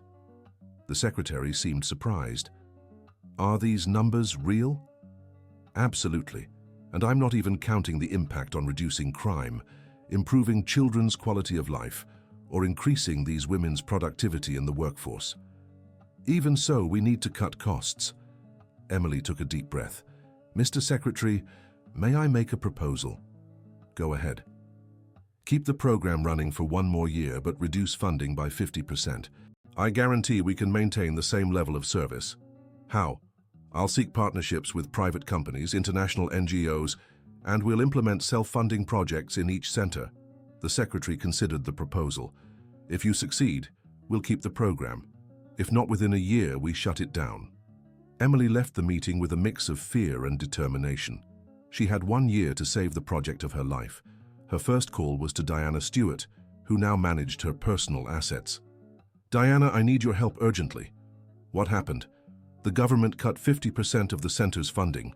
I need strategies to secure private resources."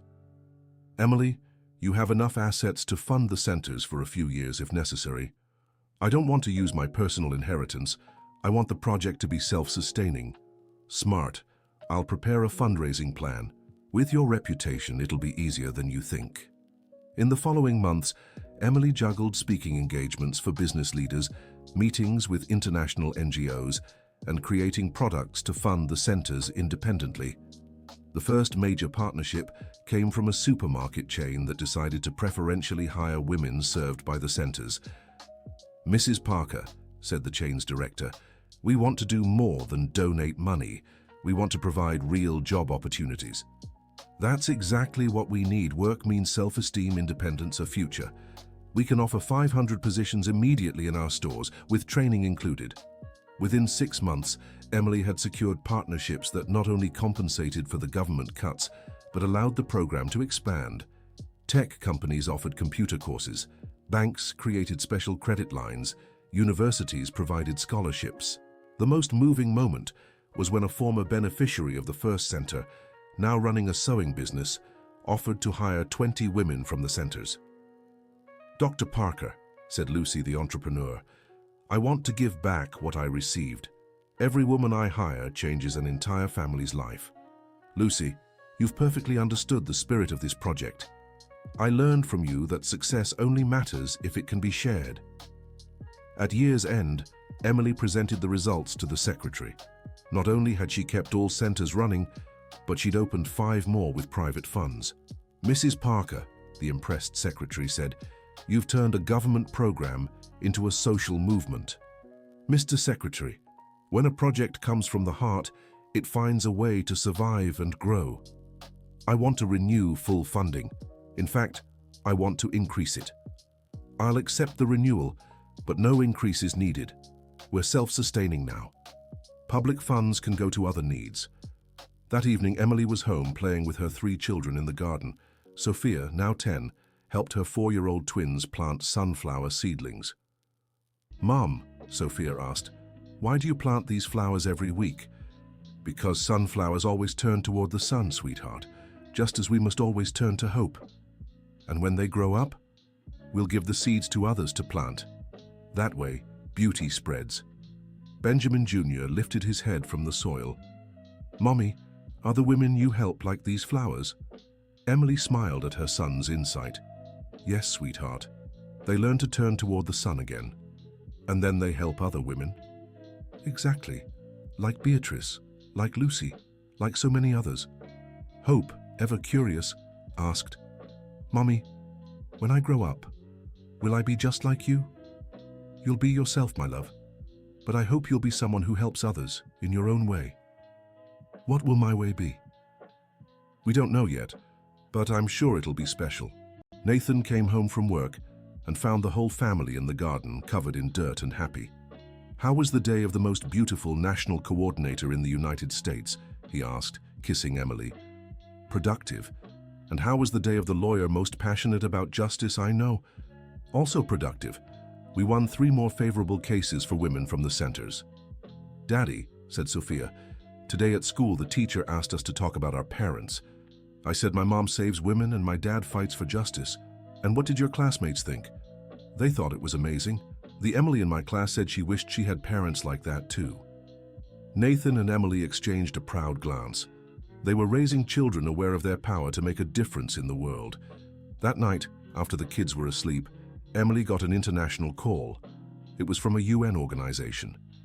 "Mrs. Emily Parker, this is UN Women. We'd like to invite you to speak at the Global Conference on Women's Empowerment in New York." Emily could hardly believe it. "A global conference?" "Yes. Your work in the United States has drawn international attention. We want you to share your methodology with representatives from 80 countries. When would it be?" "In 3 months. All expenses paid, of course." Emily looked at Nathan, who nodded excitedly. "I accept the invitation." The trip to New York was historic. Emily spoke to an audience of over 2,000 people, representing organizations from around the world. "Ladies and gentlemen," she began in English, which she had polished especially for the occasion. "My story began 10 years ago, when I was a woman who didn't believe in herself. Today I stand here representing 15,000 women who have rediscovered their strength." For 40 minutes, Emily shared her journey and explained the center's methodology. The ovation lasted 10 minutes. After the talk, representatives from 20 countries approached her, interested in implementing the model in their own regions. "Mrs. Parker," said the representative from Canada, "could your methodology be adapted for immigrant women?" "Of course. In fact, we're already developing a specific program for that in the United States." "What about indigenous communities?" asked the representative from Mexico. "That too. The key is respecting each group's cultural specificities." Emily returned from the event with invitations to consult in 15 countries and a proposal from the UN to coordinate an international women's empowerment program.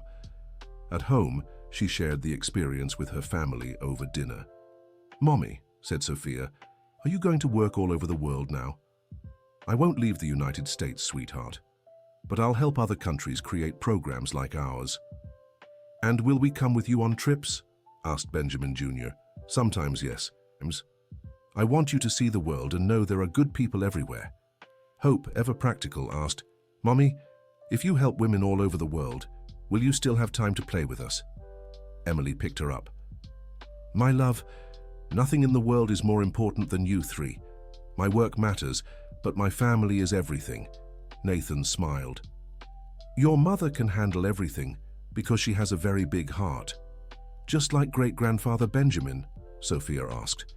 "Even bigger," Nathan replied. She inherited his heart and added her own. 2 years later, Emily Parker was coordinating women's empowerment projects in 12 countries. Her book had been translated into 8 languages, and she was considered one of the world's leading experts in rebuilding women's self-esteem. But her greatest achievement was still the numbers in the United States. 50 centers operating, over 25,000 women served, and a network of former participants who are now helping other women. One Friday afternoon, Emily was at the original center participating in a discussion group when a nervous woman in her 60s walked in. "Excuse me," she said. "I'm looking for Dr. Emily Parker." "That's me," Emily replied. "How can I help you?" "My name is Catherine. I'm the secretary for Dr. Harold Wilson." Emily remembered immediately. She was the secretary of Richard's lawyer. "Mrs. Catherine, how are you?" "I'm well, doctor. Actually, I came here to ask for help." "What kind of help?" "It's about my daughter. She's going through the same situation you were in 10 years ago." Emily took Mrs. Catherine to a private room. "Can you tell me more details?" "My daughter Patricia has been married for 7 years to a man who treats her the same way Mr. Richard treated you." "And how is she reacting?" "Just like you did, accepting everything, blaming herself, shrinking more each day." Emily felt a pang in her heart. "What can I do to help?" "Talk to her. She doesn't believe me when I say she can get out of this situation, but maybe she'll believe you." "Does she know my story?" "Yes. I told her everything I saw happen that day in the office, how you transformed from a humiliated woman into a powerful one." Emily scheduled a meeting with Patricia for the following week. When they met, it was like looking at herself 10 years earlier. "Patricia," Emily said calmly, "your mother told me a little about your situation. Would you like to talk about it?" "Dr. Emily, I don't know if it's worth it. Maybe I really am the problem." Emily recognized every word, every tone, every gesture. It was exactly how she had felt a decade ago. "Patricia, can I tell you something? 10 years ago, I sat in a chair just like this one and said those exact same words. And how did you manage to change?" "By starting to believe I deserved better." "And you deserve better too, Patricia." For 2 hours, Emily talked with Patricia about self-esteem, healthy relationships, and signs of psychological abuse. She saw in the young woman's eyes the same awakening she had felt years before. "Dr. Emily," Patricia said at the end, "can I start attending the groups here at the center?" "Of course. In fact, I think you should start tomorrow." 6 months later, Patricia had separated, gotten a job, and was rebuilding her self-esteem. In a group session, she gave a testimony that deeply moved Emily. "Everyone," Patricia said, "a year ago, I was a woman who didn't believe I deserved to be happy. Today, I know not only that I deserve it, but that I have an obligation to be happy, because my happiness can inspire other women to be happy too." After the session, Emily spoke with Patricia privately. "Patricia, have you ever thought about helping other women professionally?" "How do you mean?" "You have a natural talent for talking, for supporting. Have you considered studying psychology or social work?" "I've always wanted to, but I never had the courage." "And now you do?" Patricia smiled. "Now I do. In fact, I've already signed up for the entrance exam. I'm so proud. And you know what? When you graduate, I want you to come work with us. Really, really. Women who have lived through what you've experienced have a special sensitivity to help others." 3 years later, Patricia had graduated in psychology and was coordinating one of the most efficient centers in the network. Mrs. Catherine, now retired, worked as a volunteer at the same center. "Dr. Emily," Mrs. Catherine said during one of the supervision visits, "thank you for saving my daughter. Mrs. Catherine, I only showed her the path. She chose to walk it, just like you did 10 years ago. Exactly. And today, your daughter is showing the path to other women. That's how it works. One helps another who helps the next. It's a beautiful cycle to witness. It's the cycle my grandfather dreamed of when he left that inheritance to me." That day, on her way home, Emily stopped at the cemetery to visit her grandfather's grave. She brought fresh flowers and a folder with photos of the centers, service statistics, and thank you letters. "Hi, Grandpa," she said, sitting beside the headstone. "I came to show you what we've done with your inheritance." She opened the folder and began showing the photos as if her grandfather could see them. 50 centers, Grandpa. 25,000 women served. 15 countries implementing our methodology. And you know what? Your great-granddaughters and great-grandson are growing up knowing they can make a difference in the world." The wind rustled the trees, creating that soft sound she always interpreted as approval. "Sophia wants to be a doctor to care for at-risk pregnant women. Benjamin Jr. says he wants to be a judge to defend women. And Hope? Well, Hope is only 6, but she already says she's going to be just like Mommy, only better." Emily laughed, remembering her daughter's last remark. "Grandpa, sometimes I think you knew exactly what would happen, as if you'd seen the future. You left me enough money to rebuild myself, enough confidence to believe in myself, and enough love to want to help others." She placed one of the thank you letters on the headstone. "This is from a woman in Japan who implemented our methodology there. She wrote, 'Tell your grandfather's spirit that a woman on the other side of the world is free today because of the love he had for his granddaughter.'" Emily grew emotional remembering the letter. "Grandpa, you turned a financial inheritance into an inheritance of hope. And that hope is spreading all over the world." When she got home, she found Nathan and the children preparing a surprise. There were balloons, a cake, and a banner that read, "Congratulations, Hero Mom." "What's all this?" she asked, laughing. "A celebration," Sophia said. "The newspaper today announced you were chosen as Woman of the Year." Emily had completely forgotten about the award. "Oh, that, Nathan said. "Emily, you were chosen out of all the women in the country as the one who made the biggest difference this year." "Daddy said you're getting a medal," Benjamin Jr. exclaimed. "And you'll be on TV," Hope added. Emily looked at her family, at the home filled with love, at the life she had built from the ruins. "You know what?" she said, hugging all 3 children. "The medal is nice, but my greatest achievement is the 3 of you growing up knowing you can change the world." "Like you did, Mom?" Sophia asked. "Like I learned to, and like I'll teach you to if you want." Nathan approached with a glass of champagne and juice boxes for the kids. "Fay toast to the woman who turned pain into purpose, fear into courage, and an inheritance into hope." "A toast to the family that gives me strength every day," Emily replied. "And a toast to Great-Grandpa Benjamin," Hope shouted. "To Great-Grandpa Benjamin," everyone repeated. That night, after the children had gone to bed, Emily and Nathan talked on the porch about the future. "Emily, have you ever stopped to think about the impact you've had on thousands of lives?" Sometimes it's hard to believe. It feels like just yesterday I was in that office, feeling like the most useless person in the world. And now you're a global reference for women's empowerment. You know what amazes me most, Nathan? It's not the recognition or the awards. It's knowing that when I'm gone, the work will continue. There are hundreds of women around the world doing what they learned here. That's the real legacy. It's the legacy my grandfather dreamed of. Not just money passing from generation to generation, but purpose passing from person to person. And your daughters? Do you think they'll follow in your footsteps? Emily looked at the house where her 3 children slept. I don't know if they'll follow my exact path, but I'm sure they'll choose to make a difference in people's lives, each in their own way. And you? What's the next dream? Emily smiled mysteriously. Are you ready for another surprise? Always. I'm writing a second book, this time about raising children who want to change the world. Emily Parker, you never stop surprising me. And you never stop supporting me. Thank you for choosing to walk with me, Nathan. Thank you for letting me witness the most inspiring journey I've ever seen. They fell silent for a moment, watching the stars and listening to the nighttime sounds of the neighborhood that now knew Emily as the woman who helped other women. Nathan, Emily said suddenly. Yes? I think I finally understand what my grandfather meant in the last letter he left. What did he say? That I'd discover my mission was bigger than I imagined. At the time, I thought he was talking about the center, about helping a few women. And now? Now I understand he was talking about starting a movement, about showing the world that every woman can reinvent herself, no matter her age, no matter how much she's suffered. And you did it.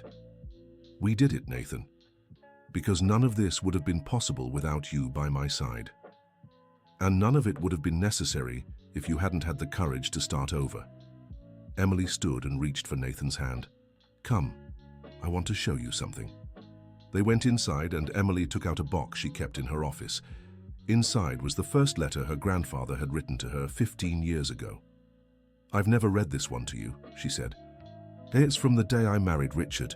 She unfolded the yellowed paper and read, My dear Emily, today you got married, and though I smiled at the ceremony, my heart is heavy.